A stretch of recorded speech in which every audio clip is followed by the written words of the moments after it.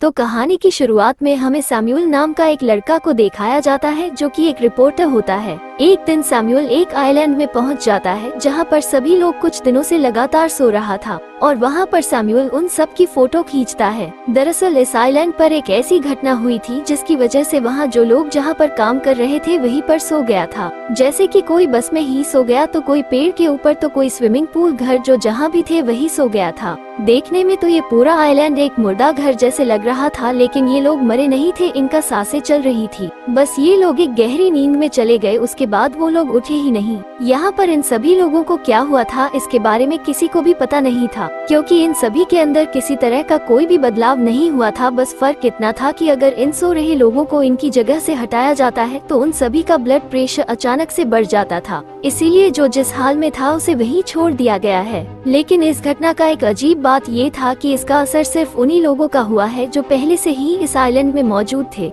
लेकिन इसी आइलैंड के जीव जंतु और जो भी लोग बाहर से आए थे उनके ऊपर इस चीज का जरा भी असर नहीं था। उसके बाद अब इस घटना के बारे में जांच करने के लिए उस आइलैंड पर कुछ रिसर्चर्स और डॉक्टर आ जाता है और वहां पहुंचकर वो सभी को चेक करता है, लेकिन उन्हें भी इसके बारे में कुछ भी पता नहीं चलता कि आखिर यहाँ पर क्या हुआ और कैसे हुआ था। उसके बाद यहाँ पर डॉक्टर्स उन सभी लोगों को एक टैग लगा देता है ताकि उन्हें पहचानने में आसान हो जाए। अब ये डॉक्टर्स और रिसर्चर्स यही अपना कैंप डालकर रहने लगते हैं ताकि वो इस चीज के पीछे की असली वजह जान सके। लेकिन इस आइलैंड में डॉक्टर्स और रिसर्चर्स के अलावा और कोई इंसान को आने की इजाजत नहीं था। फिर भी सैमुअल चुपके से किसी तरह इस आइलैंड में घुस जाता है और वो एक बस के अंदर जाता है जिसमें कई सारे लोग शांति से सो रहा था। उसके बाद वो अपने कैमरा से उन सबके फोटो लेता है और तभी वो एक औरत को देखते हैं जिसके हाथ में एक गोल्ड फिश होता है। अब यहाँ वही एक चीज थी जो कि हिल डुल रही थी, इसीलिए वो उसे अपने साथ ले जाता है। उसके बाद सैमुअल एक घर के अंदर जाता है जहाँ वो स्टेला नाम का एक लड़की को उसके बिस्तर पर सोते हुए देखता है और सैमुअल उसे वही छोड़कर चुपचाप दूसरे कमरे में जाकर सो जाता है। अब रात में सैमुअल को एक सपना आता है जहाँ पर वो वही लड़की को देखता है जो कि एक स्टोर से सामान ले रही होती है और सैमुअल उससे बात करने की कोशिश करता है, लेकिन स्टेला सैमुअल पर बिल्कुल ध्यान नहीं देती और तभी सैमुअल की नींद भी खुल जाती है। उसके बाद वो तैयार होकर फिर से कुछ फोटो लेने के लिए निकल जाता है। यहाँ पर सैमुअल देखता है कि जानवरों के ऊपर इनका कोई असर नहीं हुआ था। अब सैमुअल सीधे एक चर्च में जाता है जहाँ पर कई सारे लोग गहरी नींद में सो रहे थे और सैमुअल वहाँ पर उन सभी लोगों की फोटो लेने के बाद वही बैठकर प्रे करने लगता है, लेकिन तभी वो फिर से वही सपना देखता है जहाँ पर उसके सामने स्टेला होती है, जो दोनों एक दूसरे के आमने सामने बैठे हुए थे। तभी स्टेला सैमुअल से पूछती है कि क्या तुम यहाँ पैसों की लालच की वजह से आए हो। इस पर सैमुअल उसे बताता है कि मैं यहाँ पैसों के लिए नहीं बल्कि और किसी मकसद के लिए आया हूँ। सैमुअल के इतना कहते ही उसकी नींद टूट जाता है। उसके बाद वो वापस घर आ जाता है और घर आने के बाद वो स्टेला की सभी चीजों को देखने लग जाता है और तभी उसे वहाँ पर स्टेला की एक डायरी मिलती है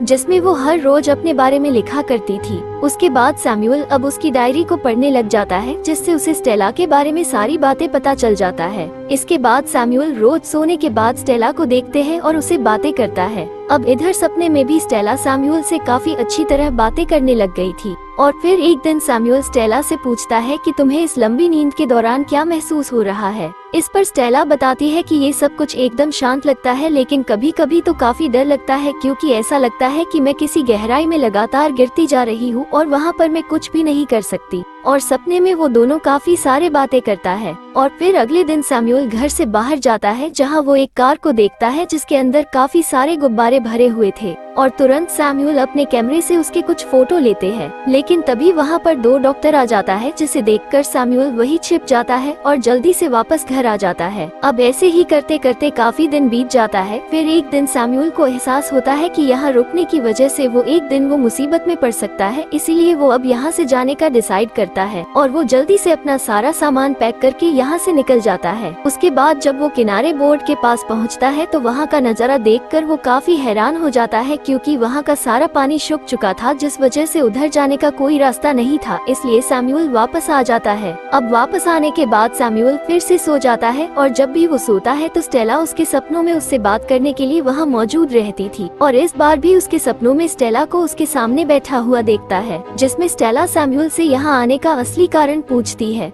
और तभी सैम्यूल कहता है कि वो यहाँ पर सिर्फ स्टेला के लिए आया था। कुछ साल पहले सैम्यूल इस आइलैंड पर छुट्टियाँ बिताने के लिए आया था और उसी वक्त उसने स्टेला को एक स्टोर में देखा था और पहली नजर में ही उसे पसंद आ गई थी, लेकिन उस वक्त उसे स्टेला से बात करने के लिए हिम्मत ही नहीं हुई। इसीलिए मैं यहाँ तुम्हारे लिए आया हूँ ताकि तुमको अच्छे से जान सकूं। लेकिन तभी सैम्यूल नींद से जाग जाता है। उसके बाद वो कुछ सामान लेने के लिए एक स्टोर जाता है, लेकिन उसी वक्त वहाँ पर 2 डॉक्टर भी आ जाता है, जिसे देखकर सैम्यूल वहीं पर सोने की एक्टिंग करता है और डॉक्टर भी उसे देख लेता है, इसीलिए उसे चेक करने के लिए उसके पास जाता है और उसे सोता हुआ देखकर उसके हाथ में एक टैग्स लगा देता है और उसके बाद वहाँ से चले जाता है। अब सैम्यूल वहाँ अकेला था, इसीलिए वो अपना सामान लेने के बाद काफी मजे करता है और फिर वो वहाँ सो रही लड़की के पास सामान के पैसे रखकर वहाँ से चला जाता है। अब घर पहुँचने के बाद सैम्यूल स्टेला के सभी चीजों को देखता है और तभी उसके एक टेप रिकॉर्डर मिलता है जिसमें स्टेला ने अपने बारे में सब कुछ बताया था, जैसे कि उसे बेबी डॉल और बीच पर जाना काफी ज्यादा पसंद है। यहाँ पर सैम्यूल फिर से अपने सपनों की दुनिया में चला जाता है, जहाँ पर स्टेला उस बीच पर जाने के लिए कहती है, जिसके लिए स्टेला एक सोते हुए आदमी की कार में जाना चाहती है, जिस पर सैम्यूल बोलता है कि हम दूसरों की कार नहीं चुरा सकते। लेकिन तभी स्टेला कहती है कि हम उनकी कार चोरी नहीं कर रहे हैं, बल्कि हम तो कुछ देर के लिए उसकी कार चला रहे हैं। यहाँ स्टेला की जिद के सामने सैम्यूल को झुकना पड़ता है और वो दोनों उस आदमी के कार लेकर एक बीच पर जाते हैं, जहाँ पर स्टेला उन बीच पर काफी एंजॉय करती है। लेकिन उसी वक्त सैम्यूल का सपने भी टूट जाता है और तभी वहाँ पर कुछ डॉक्टर्स भी स्टेला को देखने के लिए आ जाता है, जिन्हें देखकर सैम्यूल जल्दी से अलमारी के अंदर छिप जाता है और उधर डॉक्टर स्टेला को अच्छे से चेक करने के बाद यहाँ से चले जाता है। अब डॉक्टर्स जाने के बाद सैम्यूल अलमारी से बाहर आता है और वो स्टेला का हाथ पकड़कर उसके बगल में सो जाता है और सैम्यूल फिर से सपना में स्टेला को पाता है, जहाँ पर स्टेला सैम्यूल को बताती है कि उसे खासकर अकेलापन बिल्कुल पसंद नहीं है। तभी सैम्यूल कहता है कि मैं तुम्हें काफी पसंद करता हूँ, इसीलिए मैं तुम्हें कभी अकेला नहीं छोड़ूंगा।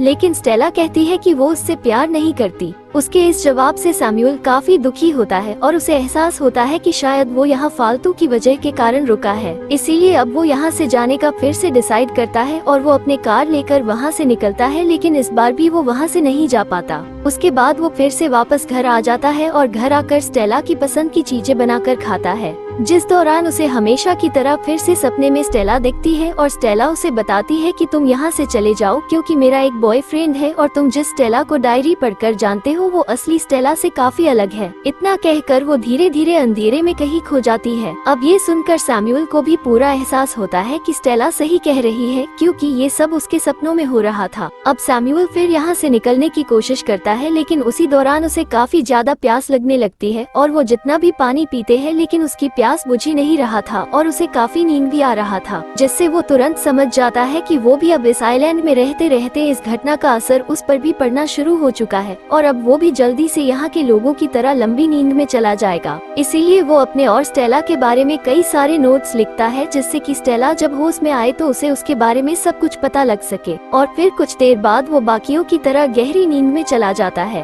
अब कई दिनों बाद हम स्टेला के शरीर में कुछ हरकत देखते हैं, यानी कि स्टेला अब नींद से बाहर आ चुकी थी और वो इतने दिनों तक सोते रहने के कारण वो एकदम कमजोर हो चुकी थी और उसके शरीर में बिल्कुल भी एनर्जी नहीं बची थी। स्टेला नींद से उठने के बाद किसी तरह गिरते पड़ते नल के पास जाकर पानी पीने लगती है। इसके बाद वो बाथरूम की तरफ जाती है और वहाँ रखी सभी चीजें देखने लगती है, लेकिन तभी उसे पता चलता है कि उसके अलावा यहाँ कोई और भी है जो कि उसके सामान यूज कर रहा था और वो तुरंत दूसरे कमरे में जाकर देखती है तो उसे वहाँ पर सैम्यूल दिखाई देती है, जिसे देखकर वो सैम्यूल को उठाने की काफी कोशिश करती है, लेकिन वो नहीं उठता क्योंकि वो भी गहरी नींद में जा चुका था। उसके बाद वो अपने कमरे की तरफ जाती है और तभी उसे ये पता चलता है कि सैम्यूल ने उसकी सभी चीजों को देख लिया है और उसने उसकी डायरी भी पढ़ी और रिकॉर्ड भी सुनी। ये देखकर स्टेला को काफी गुस्सा आता है, लेकिन तभी उसे सैम्यूल के लिखे हुए नोट्स मिलते हैं, जिनके जरिए सैम्यूल ने स्टेला से उसकी डायरी पढ़ने और रिकॉर्डिंग सुनने के लिए माफी मांगी थी। स्टेला उनके डायरी को काफी ध्यान लगाकर पढ़ती है और तभी उसे पता चलती है कि सैम्यूल उसे कितना प्यार करता है।